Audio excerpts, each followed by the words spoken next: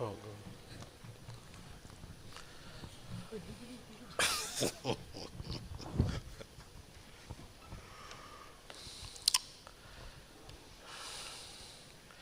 Amagyan to Miranda Sia, Ganas and Salakaya, Saxo Malitam, Yena to Smai, see Gorobe Maha.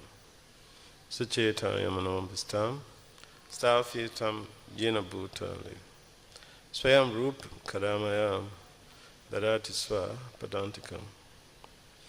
Vanchakal Patari Byacha, Kripasun Bya Evacha, Patitanam Pavana Bio, Vaishnava Bio, Namon. So, I'm thankful to the devotees who have set up this program. To organize a program is always very challenging. We may take for granted, but it's a very tedious service. And because it's tedious, it's very purifying to bring people together to speak or to share on topics in Krishna consciousness. So, majority of you here already know the story of how the residents of Varanasi were converted by Lord Chaitanya Mahaprabhu. What basically I have to do is just to refresh our memories about these same incidents. Now that was in the 15th century. Lord Chaitanya was returning from Vrindavan en route Varanasi to Jagannath Puri. So he stopped over at Varanasi and was hosted by some devotee. And at that time, Lord Chaitanya was heavily being criticized by the Mayavadis.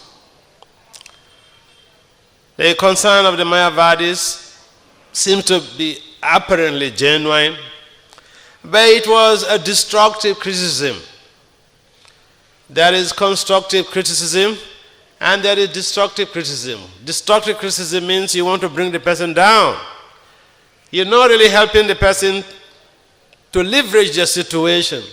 And that was exactly what the Mayavadis were doing, headed by Prakasananda Saraswati.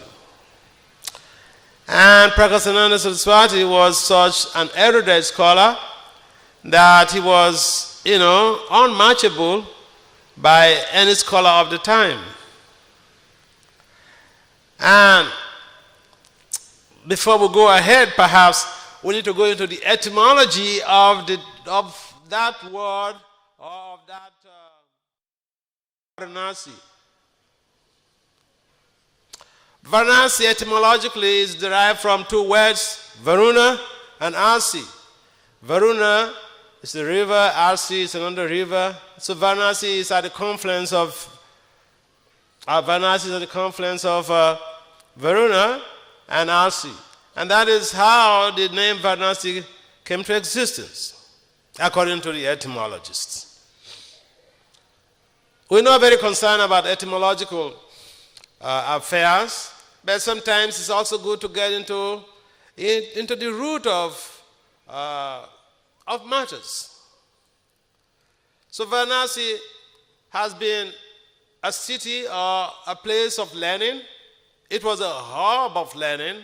It still is very much renowned for the residence of astute scholars, but mainly at that time, Mayavadis. So, these Mayavadis, they didn't very much like the idea that Lord Chaitanya Mahaprabhu was engaged in Sankirtan. When they see Lord Chaitanya, a young sannyasi, engaged in Sankirtan, it seems that he is off the track, because by dint of his sannyasi lineage, he is supposed to embark on the study of Vedanta, perform austerities and engage in the study of Vedanta. But Lord Chaitanya was not doing that. And so, criticisms was leveled on him based on the fact that he was engaged in Sankirtan. Sometimes, people wonder, and even our devotees, people criticize our devotees for, why don't you do something else? Huh? Why just engage in, dancing on the streets, singing and dancing on the streets? So, Lord Chaitanya Mahaprabhu founded this Sankirtan movement. Golokera Premadan Harinam Sankirtana. The Sankirtan movement is an import. We like import goods. People now in India, they want to use Japanese cars. Tata is producing very nice cars here. But, the taste for imports is there. We want to engage in some activities or some enjoyment proclivities that are rooted in import duties or import goods. So this very Sankirtan movement is also an import from the spiritual world. For those of us who like import goods, I think that the Sankirtan movement is meant for us. So Lord Chaitanya was very, very, very expert in satisfying the needs of human society, because he knows that human beings will like foreign goods. And the Sankirtan movement is from the spiritual world. He found a little bit background. He found that, and this Sankirtan movement is not based on just some religiosity. It's based on science. The congregational chanting of the holy name is based on science called synergy. Synergy means when 2 or 3 people or 2 or more people come together to do a particular thing, the result is always greater than the individuals separately doing that thing and bringing the results of those individuals together. And that is why Lord Chaitanya is on the basis of the principle of synergy that Lord Chaitanya established the Hare Krishna movement. So it is a scientific movement based on its foundation. Even just by its foundation alone, is a scientific movement. And Lord Chaitanya, he did not only found the movement, he was also spreading the chanting of the holy names. And when he was a child, when he was Nimai, he will defeat so many people in arguments. And so one of the things that intrigued Prakasananda Saraswati during his conversation with Lord Chaitanya Mahaprabhu after the Maharashtrian Brahmin and the other devotees, Chandrasekhar and others, pleaded that, look, you are being blasphemed and we can't tolerate it. This is giving us a lot of depressive feelings. They want to meet Lord Chaitanya. For all, ordinarily speaking, Lord Chaitanya wouldn't budge. He wouldn't care about people criticizing him. But when the devotees became concerned, when the devotees were very much worried about the whole blasphemy, Lord Chaitanya decided to take some action. And that is why when the Maharashtrian Brahmin arranged for a meeting with the Mayavadi sannyasis, Lord Chaitanya kindly and willingly accepted. It was because of the devotees. He wanted to relieve the devotees of the anxieties. A pure devotee, Lord Chaitanya has come to demonstrate the activities of a pure devotee. One of those qualities of a pure devotee is his para dukkha dukhi. It's most aggrieved to see the suffering of other people. So when the devotees were feeling aggrieved, they were feeling very sad about the blasphemy that was being met out onto Lord Chaitanya. Lord Chaitanya felt that feeling of reprieve. He wanted to get the devotees out of this type of depressive feelings. And hence he accepted the offer to meet with the Mayavadis, headed by Prakasananda.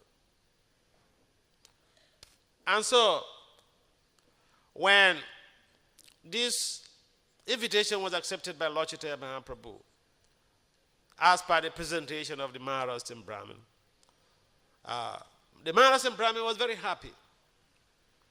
Because the Maharashtra Brahmin, he knew the potency of Lord Chaitanya Mahaprabhu. And his idea was, if these people, these Mayavadi sannyasis, Prakasananda and his men, could just agree to meet Lord Chaitanya Mahaprabhu, even the beauty of Lord Chaitanya Mahaprabhu alone will still their hearts. You know, Krishna was always involved in some leelas of stealing. He stole the gopis' clothes. He stole the gopis' hearts. He stole his devotees' hearts. In fact, Bipa Mangal Thakur wrote a very nice poem which describes the stealing activities of Lord Krishna. So, whether he comes at Lord Chaitanya Mahaprabhu, a thief is a thief. He is still the same thief. And this time around, he steals the heart of people, of the non-devotees, and he makes them to chant the holy names. He steals even the hearts of lions. And so, when the desire of the Maharashtra Brahmin was met by dint of the acceptance of the invitation to meet with the Mayavadi sannyasis, his heart, the pleasure in his heart knew no bounds. So when they met, the Mayavadis headed by Prakasananda, they were questioning Lord Chaitanya Mahaprabhu why he was doing what he was doing. See, you're a sannyasi, you're a young sannyasi, you're supposed to sit down and study Vedanta. But you're following all these sentimental people and then just singing and dancing on the streets. How is that? Can you explain to us? The response from Lord Chaitanya was that his spiritual master had told him that he was a fool. He wouldn't be able to comprehend Vedanta, and he gave him a mantra to salvage him from this situation, just to chant this mantra and forget about, rigorous study of the Vedanta, because he's a fool. So he told the Mayavadi sannyasis headed by him, he told this to the Mayavadi sannyasis. But Prakasananda, he knew the activities of Nimai Pandit. So when he had this response from Lord Chaitanya Mahaprabhu, it didn't sink with him, because he thought, this is the same Nimai. He's not a fool. He's just playing games. He's not a fool. He was Nimai, and he was defeating everybody he met. Every Pandit he met, he was defeating them. So how could he be a fool? But you see the humility of Lord Chaitanya Mahaprabhu. As a sannyasi, he was so humble. And this is a good lesson for us, especially those who are carrying danda, those sannyasis. Humility was a watchword of Lord Chaitanya Mahaprabhu. And what does humility imply? It implies that if even you are being accused, you still have to relegate yourself below the expectations of the accusers. This was exactly what Lord Chaitanya Mahaprabhu did. They were saying he was sentimental, but he said, it's like saying, is that just what you know me about, sentimental? I'm a fool. This is what my guru told me. So imagine, someone comes to accuse you that you did something and you accepted before the person that, oh, I am worse than that. I do this. We want good names. We want good reputation. But Lord Chaitanya completely was oblivious to the reputation that people expect in society. So I can imagine. The same Nimai Pandit here comes after taking seance. He took seance because he wanted to impress on people. He wanted to easily convert people. He wanted to give Krishna prema, Krishna bhakti to people, because the people will listen better when he took sannyas and after even attaining the highest order of spiritual life. He says he was a fool.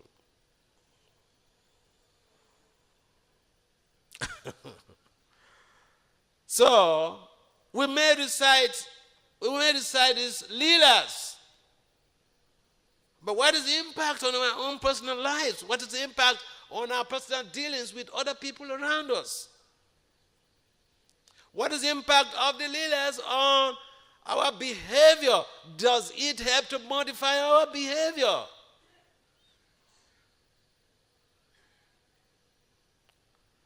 So there are so many lessons we can learn from this very episode of Lord Chaitanya's pastimes. Normally, when people are highly learned, if you saw even a little thing against them, they will revolt. But here, Lord Chaitanya Mahaprabhu is saying, I am a fool. This is what my guru told me. And therefore, I can't understand Vedanta. I have no business in studying the Vedanta. But you know what? And he explained to them what the mantra is doing to him. He told them, don't think I am just pretending.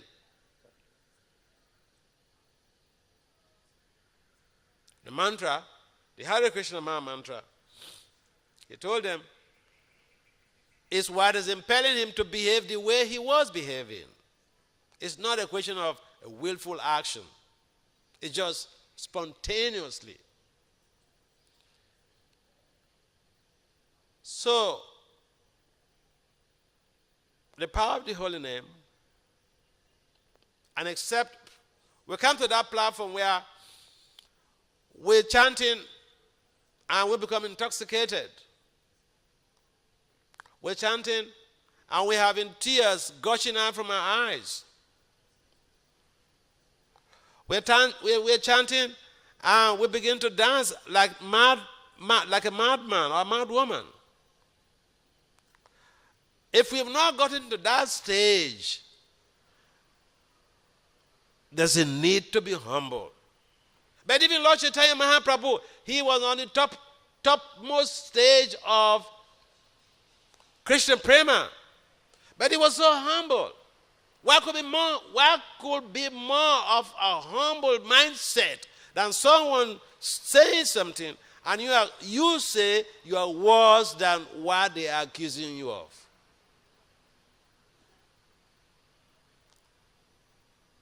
And so the conversation went on. They asked Lord Chaitanya Mahaprabhu questions. It was like in the court, so the accused person is put in a box, and then they start prosecuting, they start examining the person, asking questions. It was a similar case. It was a quizzical trial. Trial based on quiz, questions. But Lord Chaitanya satisfied the Mayavadis. He didn't get angry. Imagine someone asking us questions of allegations and accusations. We may get offended. We may get angry. So there's a good lesson to learn here.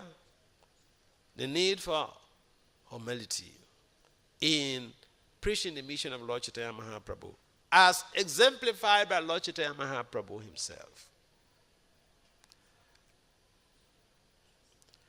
And as the conversation continued, the disciple of Prakasananda Saraswati glorified, eulogized the part of Bhakti, so much so that the other members of their contingency, they were full of awe and reverence for Bhakti. And even Prakasananda Saraswati himself, when he started speaking and glorifying Bhakti, it was amazing. I still remember specifically in this Chaitanya Charitamrita chapter, Madhya Lila, chapter 25, text 32, if I'm not mistaken. Prakasananda Saraswati made a reference. He recounted the statements of Lord Brahma, where Lord Brahma was condemning the impersonal liberation. And to quote Lord Brahma by dint of what Prakasananda said, he said, Yanye Ravidaksha Vimukta Maninas, Prawasta Bhavad, Avisuddha Buddhaya, Arya Krishna, Parampadam Tata, Patantya Do, Yusman, Dritanam, Yusman Angriya. Yeah, what the verse implies is that Lord Brahma says those who are on the path of impersonal liberation, and they feel that they are liberated, Lord Brahma says they are not liberated. It's just simply due to impure intelligence. Avisuddha Buddhaya. Because of impure intelligence, their intelligence becomes contaminated by dint of their own practice of austerity, heavy austerities. Can you imagine when intelligence could become contaminated by dint of austerities? But this is the assertion of Lord Brahma. He said impersonalists, they are not liberated. Their so-called conception of self-liberation or with intent to merge into the Brahman Jyoti, and they think that they are liberated. In fact, they have the conception that they are Narayan, or Daridra Narayan, poor Narayan. Narayan cannot be poor. Narayan cannot be Daridra.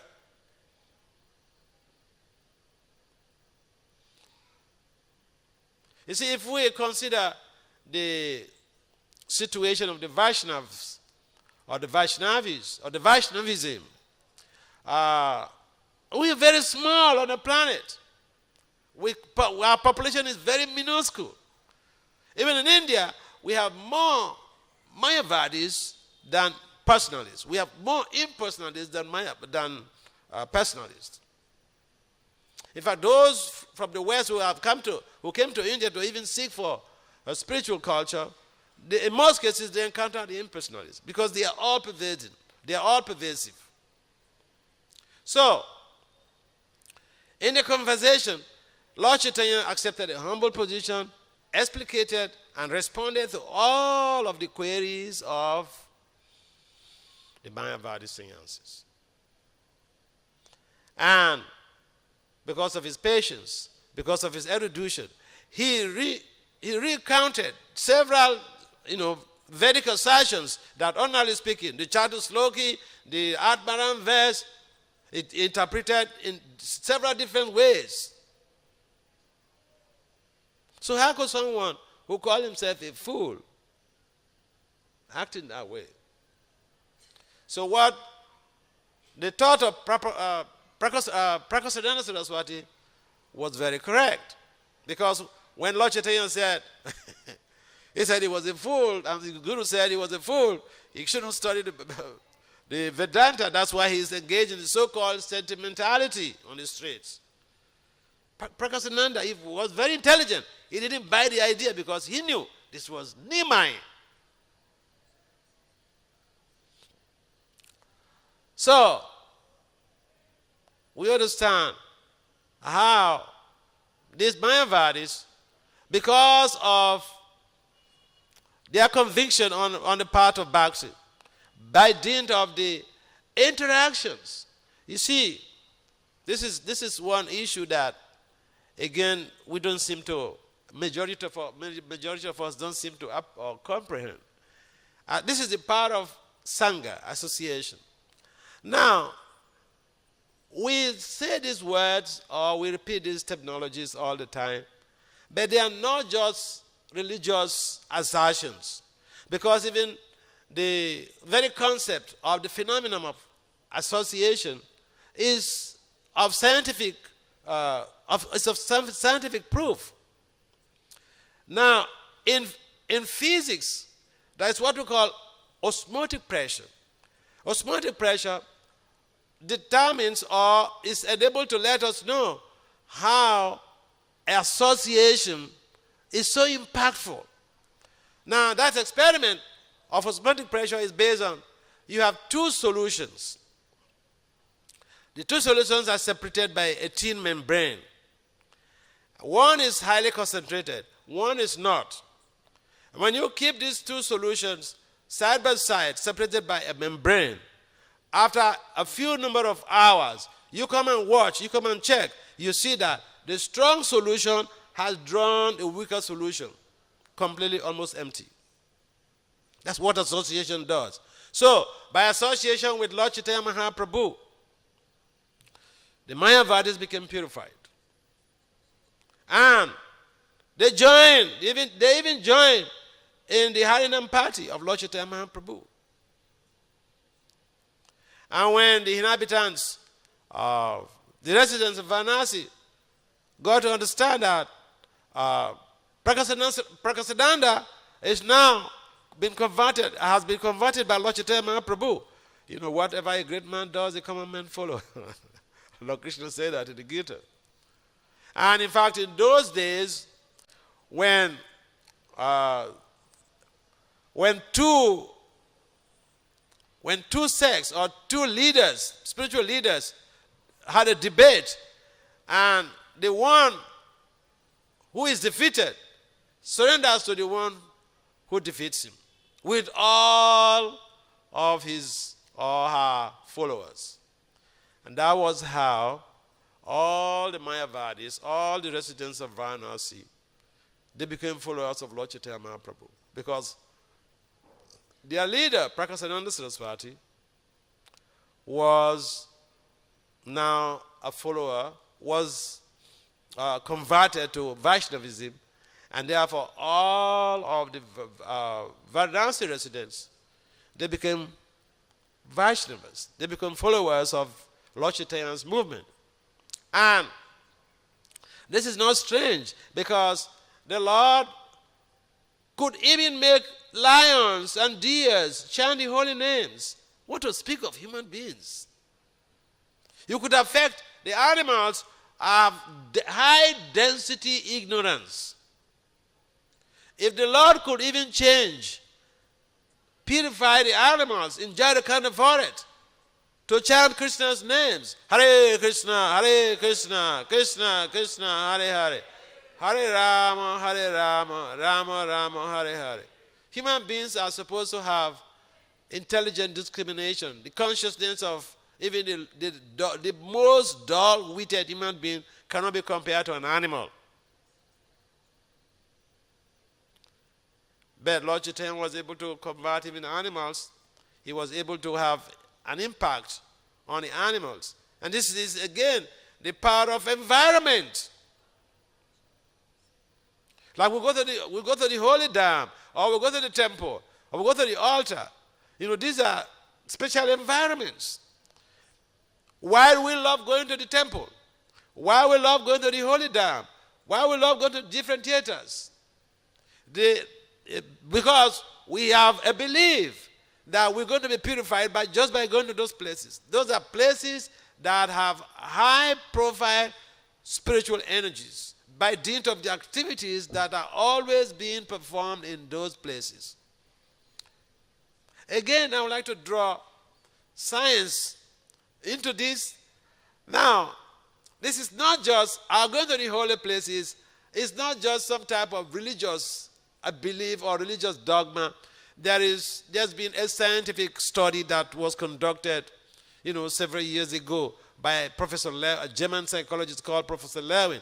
He developed the field theory, and the field theory stipulates that the environment impacts on our behavior. I mean, it's like someone comes to Mayapur, whether he chants or he doesn't chant, whether he's a devotee or he's not a devotee, he has accrued a lot of pious merit just by coming to Mayapur. And so the environment that we are living in impacts on our lives. Lord Chaitanya created an environment even in Jarakhanda forest. By passing through the Jarakhanda forest, the whole of the lions and the other animals in the forest could chant. By having a dialogue, a discussion with the Mayavadis in Varanasi, the whole of the Mayavadis become purified. Again, the principle of environment. Environment constitutes of people. And so, we have to understand how this Krishna consciousness is all scientific. Lord Chaitanya founded this movement on the basis of science, on the basis of synergy. And a lot of people turn to Krishna consciousness, or they become converted, or they had a fortune of practicing Krishna consciousness by associating with devotees. So, Sangha, the Sankirtan movement, and so many other things, they are based on scientific values. And therefore, the Krishna consciousness movement is not another religion. Lord Chaitanya Mahaprabhu has come to establish the Sankirtan movement for all and sundry to have a leverage in the consciousness. And so, we may say that the residents of Varanasi, they were very lucky they met Lord Chaitanya Mahaprabhu, and that is why they had that great fortune. But Lord Chaitanya Mahaprabhu is still here by dint of his Vani. His Sasakam speaks louder than words. If we even follow these instructions that he left behind, 8 very profound instructions. We may recite these instructions every morning, but implementation of those teachings is another thing that could allow us to have the ruchi that we needed dearly in our lives. So, we're happy that we had a chance to be able to come to hang out with all of you here. And we'd like to stop here. Maybe there are some comments or some questions.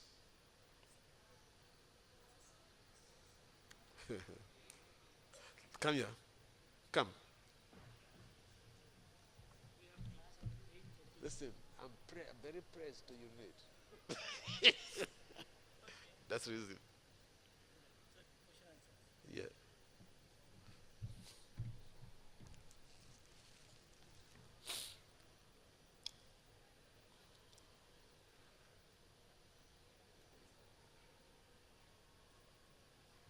Yeah, any questions?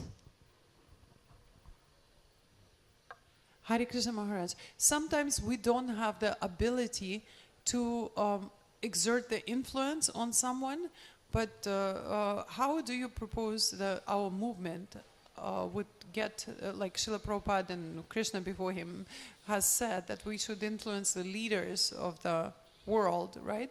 But if we don't have access, is there some strategy that you propose personally? How do we do that? Get to them, please do explain. That's a nice question, and one of the major things that a number of world religious leaders do is to create avenues where they can have impact on world leaders or people in high-profile position.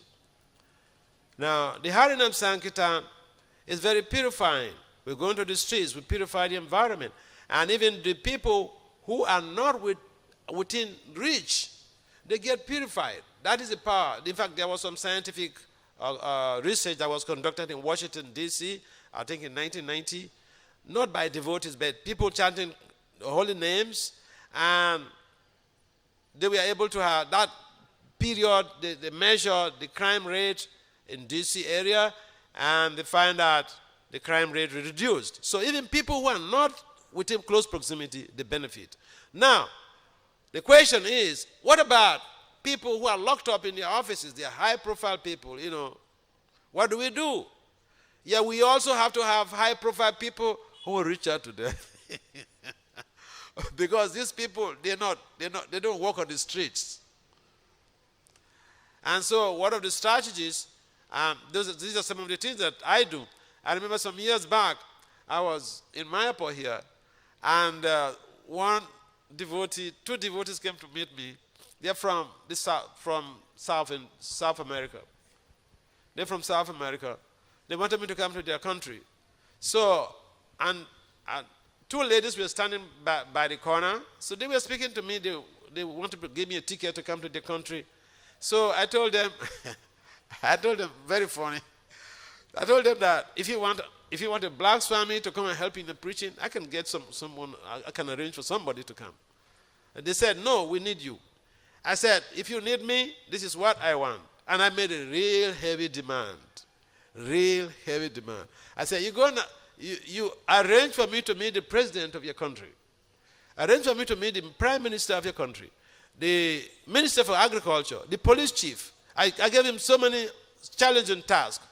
So those two ladies, not knowing they're the wives of those two gentlemen who were talking with me. So they were laughing at their husbands because they never had met someone to invite them and then make this type of high demands. So I just dismissed them. I left India. I think I was in one other continent. I don't know whether in Africa or someplace. And then the home I used to stay in New York, the lady called me on the phone. She called me on the phone and said, come back to the U.S. So I came back to the U.S. and she said that we have to go to South America, that there are some special programs. I said, but some devotees have met me, and I explained to them why I wouldn't go there, except they arranged some external programs. I said I didn't want to just come, spend their ticket money to come, and it's the same thing. What they want me to come and do is what any devotee in the movement who has spent 6 months in the movement and the study purpose can do. They can give the Sunday class and whatever. Why spend your money on me to come to your country based on that? So she told me that, oh, no. There's some arrangement to meet all of your demands. They're going to arrange for you to meet the president of the country. They're going to arrange for you to meet the minister of agriculture. And it was like a joke. So we went, and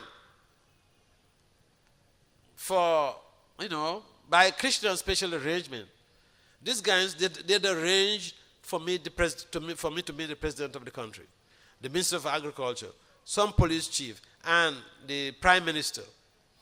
And then each day, because that time my schedule was very tight, so I spent only 6 days in the country. But each day, in some days we had like 6 TV programs, some of them live and some of them recorded. And we met with the president. We gave him a set of Prabhupada's books. I went there with one of Prabhupada's disciples. He's late now, she's late. And another group of devotees. And so it was very exciting because the gentleman, he was pretty young. The president of the country was pretty young at that time. And we had good exchanges. He was very pleased. And he told me, he said before we came to his office, he said he has watched me on TV. The top shots. If someone wants to see them, they go to check their background. And so he had gone to already excavate my background, and he was also very desperate to meet with me. So we had that meeting, and it was a big boost for the devotees in that country. And the idea is that when we have those type of contacts, it signals that we are reaching out for high-profile people, and the common people or even the middle-class people, they respect and will want to hear about our philosophy because we have made a big catch in the country. They are head of state. And so one of the strategies that we can implement in trying to reach out high-profile people is that we acquire high-profile skills. We should encourage our young devotees, our children, to have high-profile skills. Because when they have high-profile skills, in the offices where they are working with their colleagues who are high-profile personalities, their values are not comparable to the values of their colleagues. And their colleagues will naturally want to befriend them, will want to be like them. And sometimes you don't even need to preach. I remember the case of one IT research fellow in South Africa. I was living with her and her husband, and she told me the story. She was a researcher working with a research firm. And she told me the story how she was the only research fellow from ISKCON in that office. And one day, all of them, they know her values, what she does, what she doesn't. And so one day, one of her fellow colleagues, she just came to her and asked that she taught her Bhakti Yoga. That's how she taught the woman how to chant. And subsequent days, when it is time for break, when other researchers, when other scientists had gone out for, eating and drinking, they would stay under a shed in the compound to chant Hare Krishna. So this is a typical example of how when we have one high-profile personality in some location, in some office, it has a major influence on the environment. It has a major influence on their colleagues. It has a major influence on the workers and their subordinates in that very office or that very environment. You don't need to do so much of preaching to be able to bring them to Krishna consciousness. So the strategy basically is, in fact, see, Bhakti Tirtha Swami, my Guru Maharaj, he asked me to go and do a PhD. He was very, very strategic thinker. And so now I move into places, I go to meet professors. And I remember one time I was pretty young, talking about strategies on how to meet high-profile people. I was pretty young. I was brahmachari, young at that time. I went to meet one professor. He was the head of the Department of Philosophy and Religion in a federal university. I put on dhoti, tilak, and all this stuff. So I want to meet him and request that he gives me a chance to speak to his final year students. And the guy, he just looked at me, up, down, and he told me, we don't do this here. In other words, get away. What did I do? At that time, I had 25 publications in peer-reviewed journals. So I told him that, excuse me, sir, but I have 25 publications in peer-reviewed journals in 5 years. In 3 years. He was shocked. That is never doable in academia. You can only publish maybe one paper in a year, not 25 publications in 3 years. Then, that dawned on him. He said, can I see some of those papers? Can I see some of those publications? The next day I came to him with 3 journals from the most reputed university in the country. And I showed him my publications. And then the whole thing, it took a new dimension, 360 degrees U-turn. He asked me, when are you coming to give your presentation? So, this is my own lived experience. And therefore, if we want some high-profile people, we should encourage some of our young children, some of our children, to go for high-profile skills. Thank you.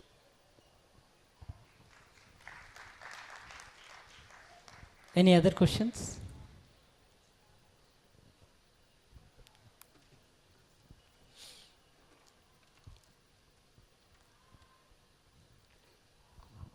Hare Krishna Maharaj, Dandavat Pranam. Maharaj, Srila Prabhupada wrote Chaitanya Chaitamrita, translated Chaitanya Chaitamrita, even leaving 13th chapter of Srimad Bhagavatam. he wanted to complete, but he knew that Chaitanya Chaitamrita needs to be translated by him only.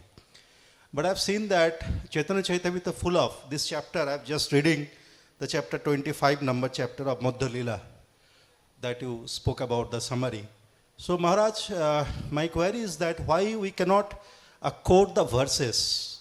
Because it's a Bengali verses, Prabhupada wrote translations of the Bengali verses. So in the class, why we can't quote the verses, or recite the verses? So that is my query. Okay. See, I'm not a Bengali. No, it is written in English, Maharaj. Everything is English. Okay.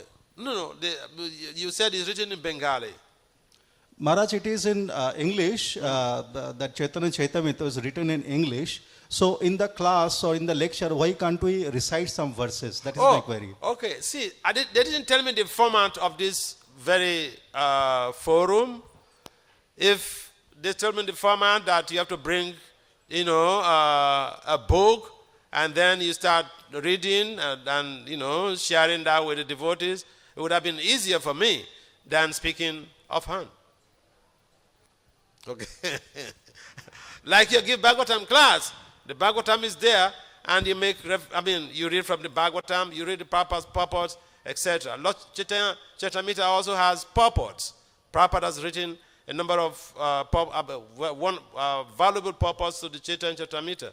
So, yeah, if we read those purports, they are very much leveraging to our spiritual involvement. So, yeah, it is important that we utilize the books that Prabhupada have written for our own spiritual elevation. And it is also very important that in some cases, when we go to meet people outside there, we may not be carrying the books. If we're not carrying the books, we should be able to give them the essence of what the books contain. Does it make some sense to you? Does it make some sense to you? Does it make some sense to you?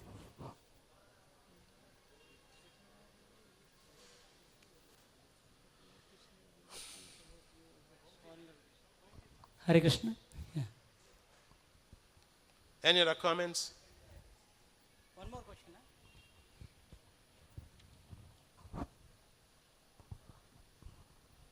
Maharaj, I wanted to say that the Chaitanya Chaitamrita verses are so sweet, so nectarian. We may not recite 100 or 200 verses, but we can recite some verses like 3, 4, 5 verses to release the nectar. So that is my humble request. Okay. We can do that next time. Thank you, Maharaj. Thank you.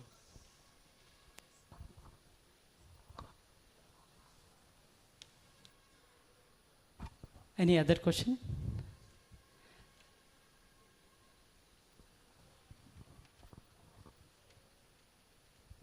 Hare Krishna Maharaj, Dandavat Pranam.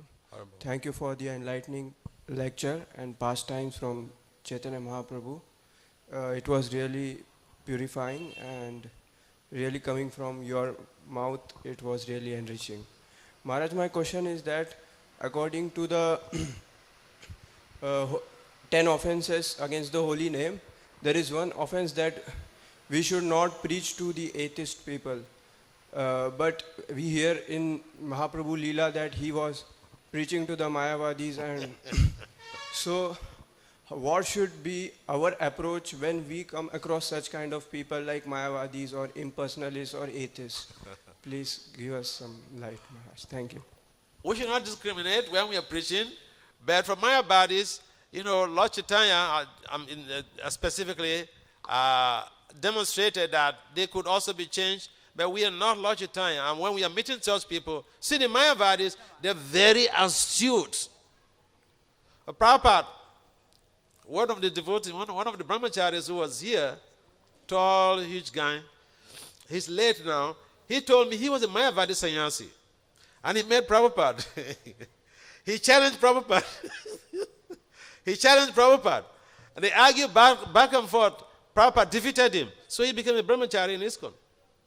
You remember that devotee's name? The tall one who was in brahmachari ashram? He's late now. He told me his story. He was a Mayavadi sannyasi. But then when he challenged Prabhupada, Prabhupada defeated him in all the arguments. And so he surrendered to Prabhupada. That was the tradition in those days. So, the point is that Mayavadis, they're very, very astute in philosophy. So if someone is not very advanced, they may as well be careful because they could also make you a Mayavadi. They could also make you a Mayavadi because they have so much of convincing ideologies that if we are not very astute, we can begin to contemplate that what they are telling us is something to think about. But essentially, yes, we should preach to each and everyone, and if we are not tough enough. I remember my case, I had a weakness of, having to carry out instructions or obeying people in my family. And so when I get involved in Krishna consciousness, for 16 years, 16, I never had contact with family members. And then by the time I thought that, okay, now I can go and meet them, they can't do me anything. So I went with some devotees, and, they'd even forgotten about me. So my point is that if you can convince the Mayavadis, no problem. But be careful, and the association could be very deleterious, could be very dangerous. The association of the Mayavadis could be very dangerous. So we should be careful. Does it make some sense to you?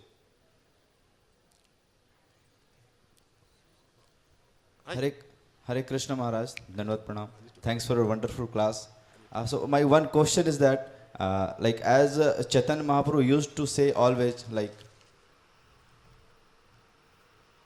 Hare Krishna Maharaj. Yes. So as Chaitanya Mahaprabhu always used to say that I am full, I don't know how to study Vedas. To even Sarvabhauma Bhattacharya always used to say I am full and full always. And as you said, in Krishna consciousness movement, we have to become a scholar. And in that way we can preach to the more people, even people can get attracted by becoming a scholar. So Maharaj, do you have any how do you feel about that, how when we are preaching in some village area or something like that, then how we can relate this scholar to the Chaitanya Mahaprabhu, how he used to say? Chaitanya Mahaprabhu is the Supreme Lord himself. He can do anything, okay? He can say he's a fool. If you go and tell people, you're preaching and they're going to tell people, hey, look, ladies and gentlemen, listen to me. I'm a great fool, They won't listen to you, no? Okay? So we should not imitate Mahaprabhu. We should be preachers, we should be practical. We should accept what is, about what is going to be enhancing to the mission of Srila Prabhupada. Not that, I did some horrible things also in the past. Like I remember someone came to accuse me of myself and one other devotee when I was the temple manager of aiding and abetting drugs. He said, you people are keeping guests in your guest room because they give you money for donations for your temple construction. In your guest room because they give you money for donations for your temple construction. So that is a very serious. Then instead of being angry with him, I told him, oh, Prabhu, is that all you know about me? Only drugs? I even kill people, you don't know? Instead of being angry with him, I told him, oh, Prabhu, is that all you know about me? Only drugs? I even kill people, you don't know? So he was completely, taken aback. So yeah, but you don't go and tell people, you have to examine the situation. You don't go and tell people in the public that, I'm a fool. What's the idea of your preaching? If you're a fool, I won't listen to you. Even when Lord Chaitanya told Prakasananda that he was a fool, that Lord Chaitanya was a fool, Prakasananda did not accept that hook, line, and sinker. He knew this is Nimai, the guy who defeated so many pandits. How could he say he's a fool? So try to understand in depth of that story. All right. I'm so sorry. I'm called by nature. Okay. Hare Krishna. Thank you, Maharaj, for a wonderful class.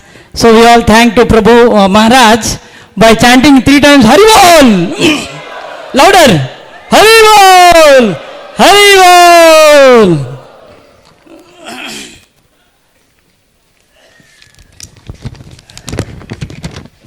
Okay, thank you very much, all of you, for attending this class, all the classes since morning. So now today's Shravanotsav second day we have finished. Tomorrow, 15th February, as usual, 10 o'clock, Bhajan Kirtan will be there. Will be giving on the process of devotional service. And 12 to 1:30 devotional service. Prabhu of Junior Haridas. And 5:30 p.m. to 7, His Holiness Chandramauli Swami, the glories of Haridas Thakur and his passing. 7 to 8:30, His Grace Pancharatna Prabhu, the meeting of Lord Chaitanya and Raghunath Das Goswami. So we welcome all of you on time tomorrow morning.